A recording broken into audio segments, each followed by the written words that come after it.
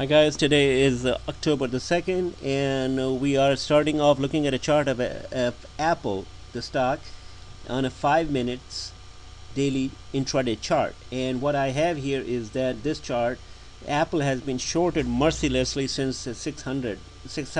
And today, when Tuesday came up here, it ran up early at 664, and then it just followed. What followed here was a straight short. People piled up on it and kept on shorting it till it hit 650, which is below its 50-day moving average, and the whole market collapsed with it, and everything else that was up went down because Apple is heavily weighted in Nasdaq, 18%, Nasdaq 100, 5% or 3 to 5% in S&P 500. S&P 500 went down, everything went down with it. This was the trend line that it was governed, and then right when it hit that 50-day moving average, it reversed very violently with one candle. Within minutes it was up to 658. I was watching it. In 15 minutes it was up. So it was a strong action here, and then it propelled the stock to 661.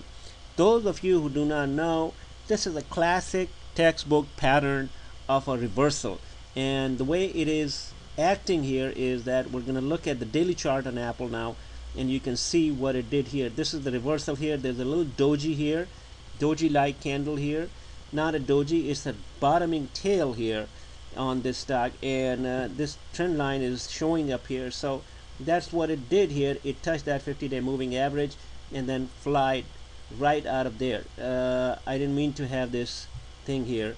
I'm gonna get rid of it. So it just flown out there. It's gapping up. Probably is going to gap up tomorrow and run up to 680 or so, 675. Who knows how much? But the day of the shorts for the Apple is extremely oversold, and that is why it is an entry level here. Let's go into the market, what it did to it. The market is still staying above that trend line here that I'd drawn here some time back, and it is performing really well still. Despite all of these things happening, Apple was sold. But look at this trend line. It is sitting on that 21-day moving average with a little doji like close here, half indecision, half down, half up.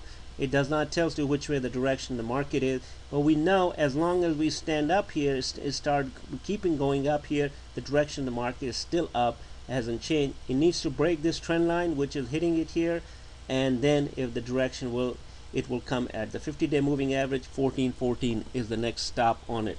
Let's also look NDX and see how it did on NDX.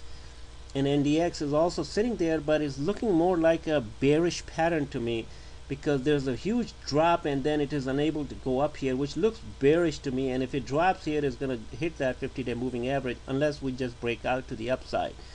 And RUT, which is the broad market, we look at all these indexes so you get an idea here, is also making like a bear flag, and I don't like this kind of flags here as well. S&P, you can see, also had something like this, but this is more prominent. It's just hugging that 21-day average, and it's not able to go up here, and if it breaks down, it's going to break down to the downside, which is 818 is the next stop, which is 50-day moving average.